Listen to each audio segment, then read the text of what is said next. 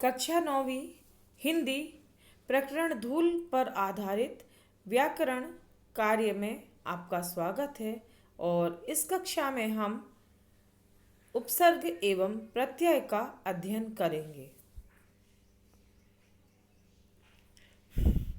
उपसर्ग और प्रत्यय आपने पिछली कक्षा में भी पढ़े होंगे और उनका प्रारंभिक ज्ञान आपको अवश्य होगा।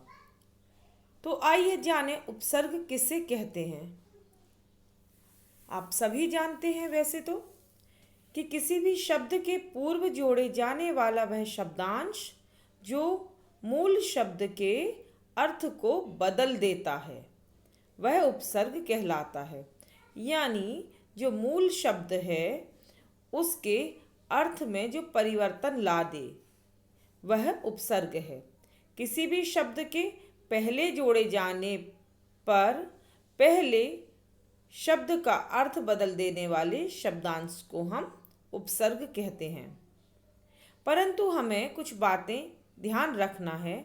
प्रति, अभि, दुर, वि, नि जो उपसर्ग हैं, इन उपसर्गों को पृथक करते समय हमें यह ध्यान रखना चाहिए कि अलग किया गया मूल शब्द सार्थक हो।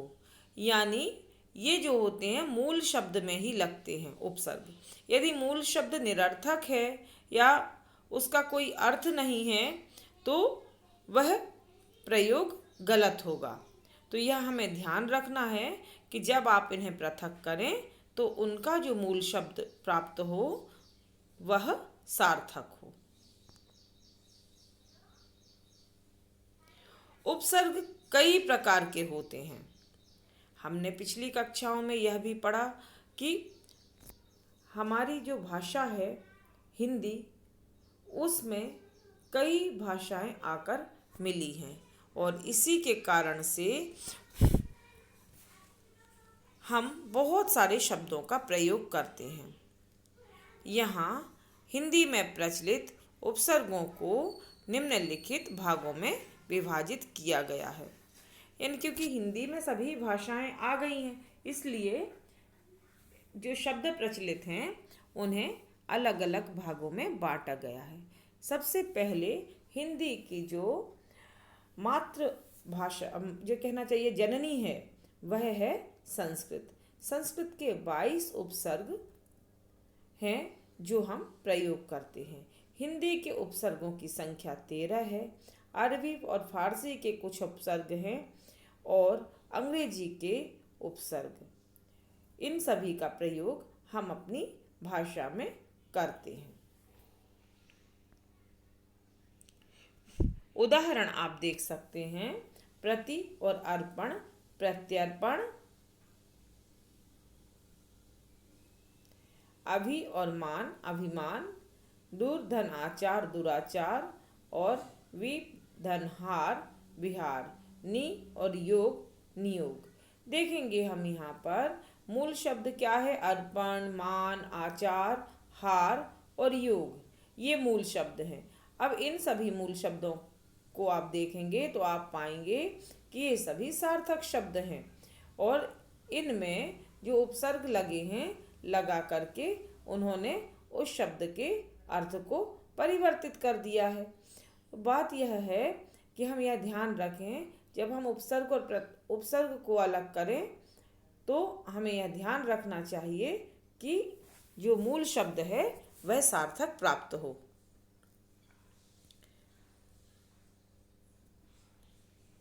बच्चों यहाँ पाठ 1 धूल में जो पाठ्येतर गतिविधि है उसका प्रश्न नंबर 1 लिया गया है जिसमें आपको उपसर्ग अलग करना है। ठीक है, तो यह जो है प्रश्न आपकी पुस्तक में दिया गया है। अब ये जो कुछ शब्द हैं ये तो पुस्तक में दिए गए हैं, पाठ्येतर गतिविधि में दिए गए हैं। आप पाठ के बीच में से भी छांटकर कुछ उपसर्ग और प्रत्यय से संबंधित शब्द निकाल सकते हो और उनके प्रयोग को देख सकते हो। तो यहाँ हम देखेंगे कौन कौन से शब्द हैं। उदाहरण के स्वरूप उन्होंने दिया है विज्ञापित, वि और ज्ञापित। ये वि क्या है? उपसर्ग है। तो यहाँ कुछ उपसर्ग दिए हुए हैं, सम, उप, सम, दुर, निर, प्र, दुर, अभि, सम। ये उपसर्ग हैं और इनसे जो शब्द जुड़े हुए हैं वह शब्द हैं, और पूर्ण रूप से जो शब्द किस प्रकार से प्राप्त होता है वह शब्द भी है। तो आप देखेंगे कि ये शब्द जो हैं किस प्रकार से बनते हैं। सम और सर्ग से संसर्ग, उपमान, सम संस्कृति, दुर्लभ, निर्द्वंद, प्रवास, दुर्भाग्य, अभिजात, संचालन। तो इस प्रकार से ये शब्द बनते हैं और इन शब्दों का हम भाषा में प्रयोग करते हैं। शब्दों का जो निर्माण होता है वह 4 प्रकार से होता है: उपसर्ग, प्रत्यय, संधि और समास। तो यहाँ पर हम उपसर्ग का अध्ययन कर रहे हैं। उसके पश्चात, उपसर्ग के पश्चात हम प्रत्यय का अध्ययन करेंगे और अगली कक्षाओं में हम संधि और समास का कुछ अध्ययन करेंगे, जिससे हम समझ पाएं कि शब्द निर्माण किस प्रकार से किया जाता है। उपसर्ग के बाद आती है बात प्रत्यय की। तो प्रत्यय वह शब्द है जो शब्द के अंत में जुड़ता है और व्याकरणिक रूप या अर्थ को वह परिवर्तित कर देता है।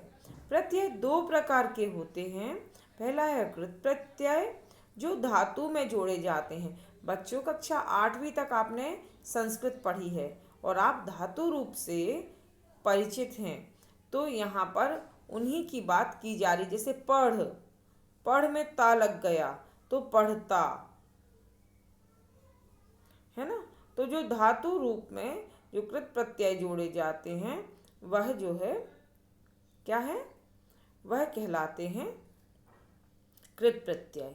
दूसरे हैं तद्वित प्रत्यय, जो संज्ञा, सर्वनाम और विशेषण में जोड़े जाते हैं। संज्ञा, सर्वनाम और विशेषण में जोड़े जाते हैं, वह कहलाते हैं तद्वित प्रत्यय। संज्ञा में कैसे प्रत्यय को हम जोड़ेंगे, देखें। बच्चा, बच्चे, ए, बच्चियाँ, इयाँ। तो इयाँ क्या है? प्रत्यय है ना। बच्चा, पन, बचपन। तो ये क्या हो गया? ये है तद्वित, जो संज्ञा में जुड़ा, सर्वनाम में जुड़ा। सर्वनाम में भी किस प्रकार से जुड़ सकता है? संज्ञा के स्थान पर जो शब्द प्रयोग किए जाते हैं वे सर्वनाम कहलाते हैं। तो कहीं कहीं सर्वनाम में भी तद्वित प्रत्यय का प्रयोग हो जाता है। विशेषण में तो विशेष रूप से इनका प्रयोग होता है, जैसे काला और ई, काली। ठीक है। अच्छा धन आई, अच्छाई।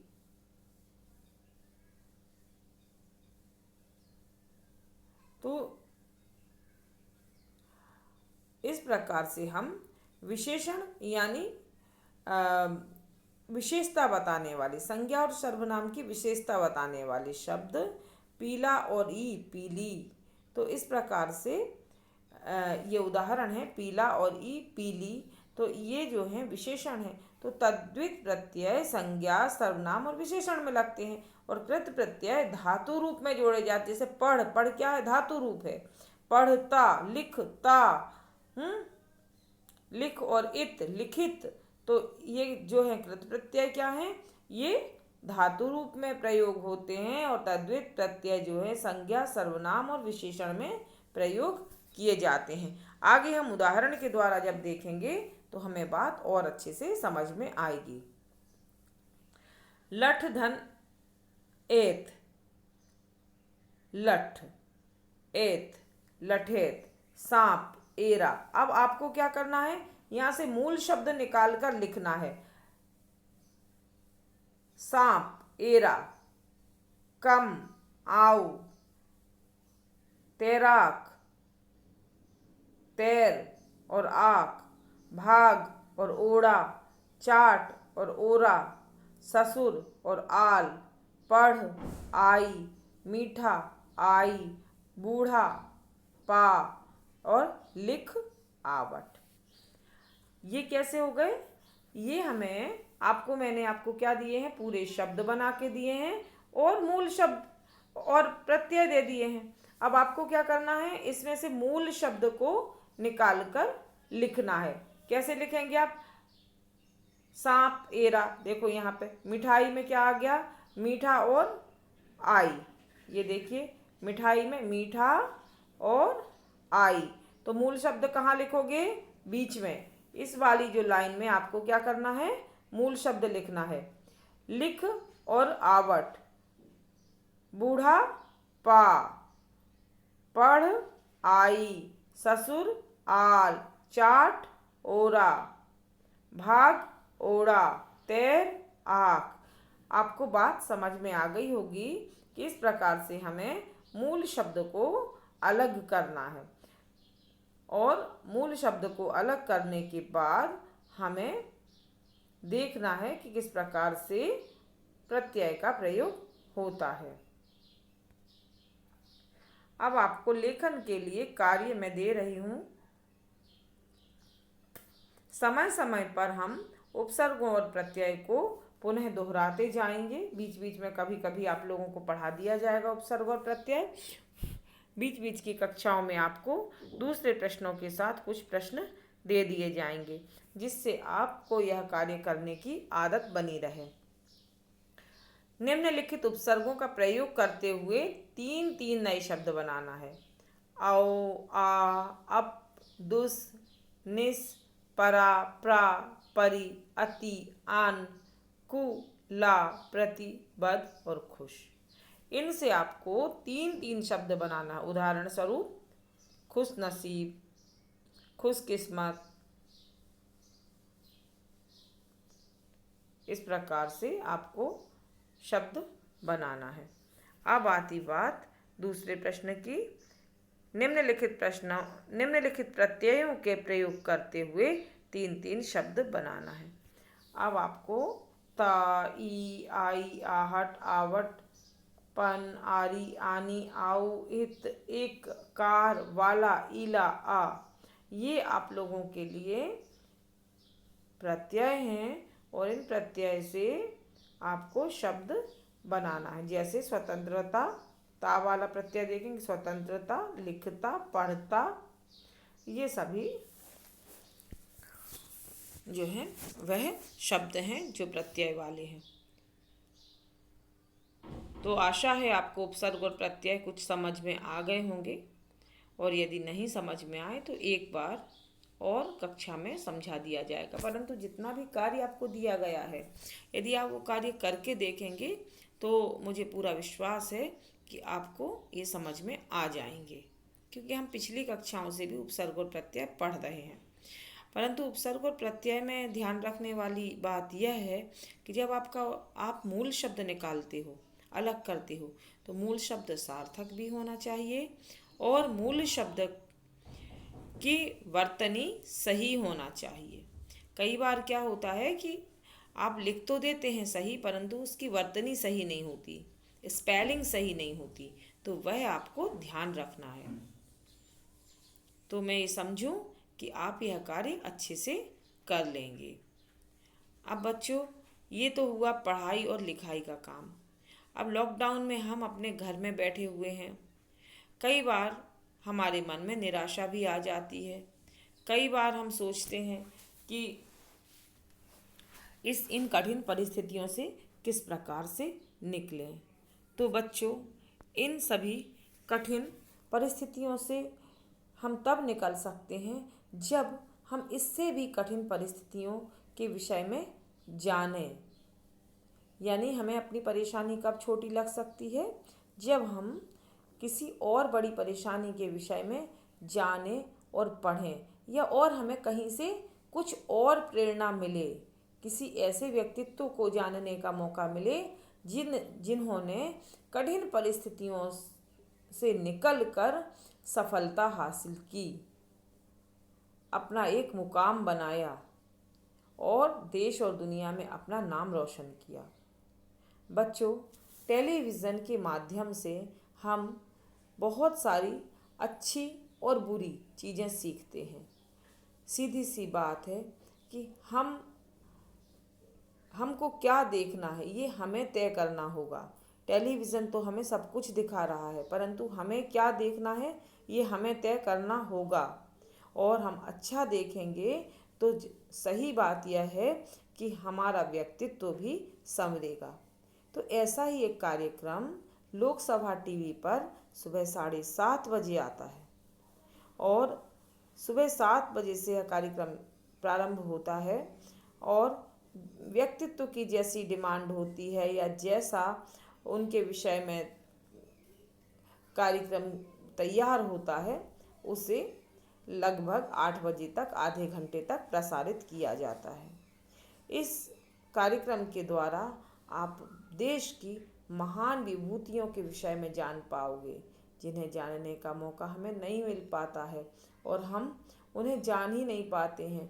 ऐसे ऐसे व्यक्तित्व जिनके बारे में जानकर आप आश्चर्यचकित हो जाएंगे और चरित्र निर्माण की दिशा में यह एक कदम भी होगा।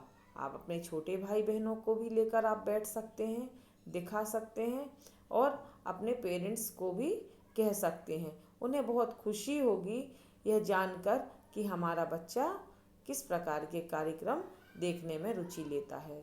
मेरे प्यारे बच्चों, मैं आपसे आशा करती हूँ कि आप इस कार्यक्रम को देखेंगे और देश के चरित्र निर्माण में अपनी महत्वपूर्ण भूमिका अदा करेंगे। धन्यवाद। आपका दिन शुभ हो। आप खूब अच्छा पढ़ें, खूब अच्छा लिखें, खूब अच्छा सोचें और देश के एक जिम्मेदार नागरिक बने। धन्यवाद।